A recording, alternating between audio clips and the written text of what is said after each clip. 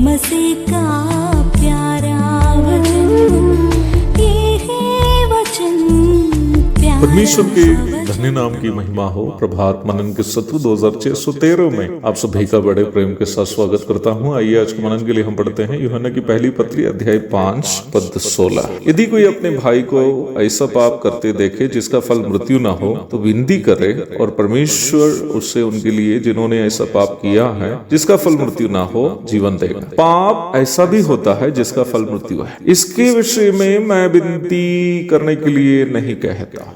यहाँ पाप शब्द को जिसका फल मृत्यु है प्रेरित यूहन्ना एक वचन में सूचित किया है, जिससे ये पता चलता है कि कोई एक खास पाप की ओर प्रेरित यूहन्ना यहाँ इशारा कर रहा है। जैसे कि मैंने कल बताया था, 3 बाइबल भागों को हम नया नियम में देखते हैं जहाँ विश्वासियों को शारीरिक मृत्यु मिलने की संभावना जताई है। पहला कुरिन्थी 11:30 में विश्वासियों को सुधारने हेतु ताड़ना के रूप में शारीरिक मृत्यु भी मिलने की बात को हम देखते हैं। वहां हम पाप में जीने वाले विश्वासियों पर परमेश्वर की ताड़ना के 3 चरण को देखते हैं, जो क्रमशः आत्मिक दुर्बलता, शारीरिक दुर्बलता अथवा रोग, फिर शारीरिक मृत्यु आती है। आइए हम देखते हैं वो 3 बाइबल भाग कौन कौन से हैं जहां हम मसीह विश्वासियों को ताड़ना स्वरूप परमेश्वर से शारीरिक मृत्यु मिलने की बात बताई है। सबसे पहले प्रेरितों के काम अध्याय 5 की 1 से 10 तक के भाग में कलीसिया में इकट्ठे किए गए या सेवकाई के लिए इकट्ठे किए गए धन में विश्वासघात करने के कारण यरूशलेम की कलीसिया के 2 सदस्य हननिया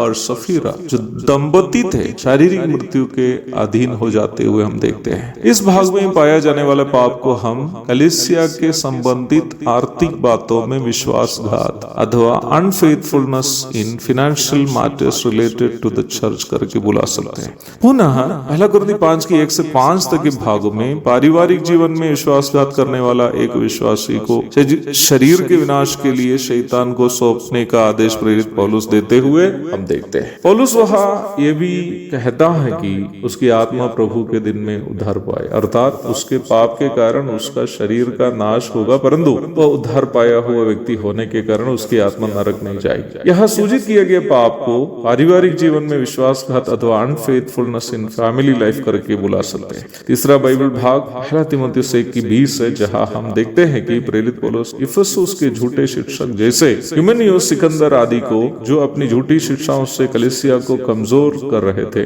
जैसे कुरिन्थ के व्यभिचारी को शैतान को सौंपने का आदेश दिया था ताकि उसके शरीर का विनाश हो, शैतान को सौंपने के लिए कहता है। यह देखने वाला पाप वचन सिखाने की सेवा में विश्वासघात अथवा unfaithfulness in the ministry of Bible teaching. पहला कुरिन्थी 4:2 में पौलुस ये स्पष्ट किया है कि परमेश्वर वचन की सेवा करने वालों में विश्वास योग्यता चाहता है। याकूब 3:1 में याकूब भी कहता है कि सब कोई उपदेशक बनना ना चाहे, क्योंकि उपदेशक और भी दोषी ठहरेंगे। इन तीनों बाइबल भागों में हम स्पष्ट रूप में देखते हैं कि उन सभी विश्वासी जो कलीसिया के संबंधित आर्थिक विषय में विश्वासघात करते हैं और पारिवारिक जीवन में विश्वासघात करते हैं और कलीसिया में वचन की सेवा में विश्वासघात करते हैं, शरीर का नाश उनका प्रभु कर सकता है। तब आपके मन में एक सवाल आ सकता है, ब्रदर आप ही तो बोले थे पहला यूहन्ना 5:16 में खास एक पाप को ऐसे पाप के रूप में बताया है जिसका फल मृत्यु है, परंतु आप तो यहाँ 3 पापों का जिक्र किए हैं। जी, आपका कहना सही है। आगे का अध्ययन में आप ये अवश्य समझ पाएंगे कि ये तीनों बाइबल भाग एक खास पाप की ओर इशारा कर रहा है।